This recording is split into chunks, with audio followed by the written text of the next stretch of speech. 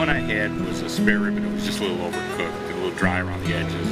My guess is that cook knows that he just got a little overdone. But the other four were really good. It was really a good pleasure. There was one that was clearly wrapped for a long time, in my opinion, and the judge next to me, when I asked him what he thought, said he thought it was a little bit mushy, and that would have been predictable. I actually liked it. I thought the texture was excellent, and it was not over the top. I know sometimes we get carried away with putting too much on these ribs. I know I do, and I don't think that happened here today at all. I thought we had 4 really good ribs. We had 2 back ribs and 3 spare ribs.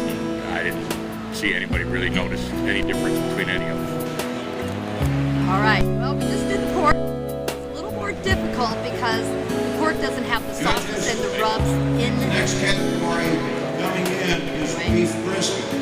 Once again, it can be sliced, it can be chopped up, or it can be diced. One thing I want to say, then after that we have sauce. I want to thank a couple of guys today, Mr. Tony Stone, president of the Kinsley Barbecue Society, who came in from Tennessee, and Mr. Don Harwell. Here's Don. Appreciate these guys coming in and helping us out today. I think your table captains, and Troy Black, who's a board member, is here in the back talking to Pam Buck. I think your table captains, we had to scramble a little bit. I know table captains, some of you are doing double duty, judging and being a table captain, but I think the table captain's done a marvelous job, don't you? Thank you. Okay, so the pork was amazingly tender, and you had to judge it differently because the spices and the sauces aren't as prevalent in the flavor. So you tended to struggle with the guys who shredded up and put a little of their sauce in there, their spices around it, versus the meat that was cut off and that was incredibly tender and really juicy. But it was amazing the difference in the flavors between the sliced and the shredded.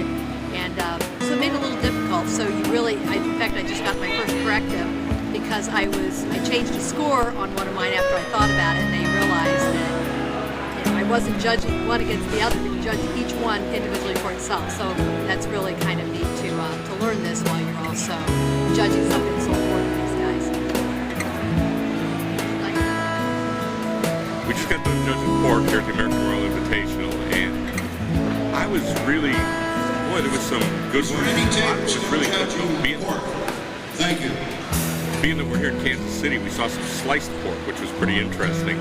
Some pretty thick slices, and some of it was pretty tender. I sort of like it sliced, so I didn't have a problem with it, and I don't think anyone at our table did. It just was kind of interesting to see all that much sliced pork. Out of the 6 boxes, I think 4 had some sliced pork in there, and some was predominantly sliced. There was one that looked beautiful, and either was only 5 slices in there, or there was 2 that got stuck together or something, because I didn't get a slice. I was the last judge this time, and I was disappointed. I just had to judge the little squares, the little cubes that he had in there, and so I don't know what his pork really was supposed to taste like. I'm sure he wanted me to judge one of the slices, and I didn't get one, so that was a bit of a disappointment, because I scored it as best I could, but it was a little different.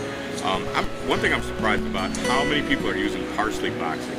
It's real prominent. I would say more than half the boxes we've seen so far have been strictly parsley, no lettuce. Is that a good thing or a bad thing? Is that a good thing or a bad thing or an interesting thing? I just think it's an interesting thing to see. I don't know that it's good or bad. The parsley definitely, it's interesting judging because how much of the parsley sticks to the meat. That's kind of a drag as a judge, but I don't think anybody would score down for it. But as a cook, you're not really sure how that works. It's a trend that was started a few years ago, and a rumor got around. I think that some of the top cooks were making their boxes like that. So now there's a whole lot of teams doing it. Of course, it's the Invitational too. Obviously, we're eating some food from some of the top cooks. But it's just interesting to see that many people have gotten away from lettuce. Cool.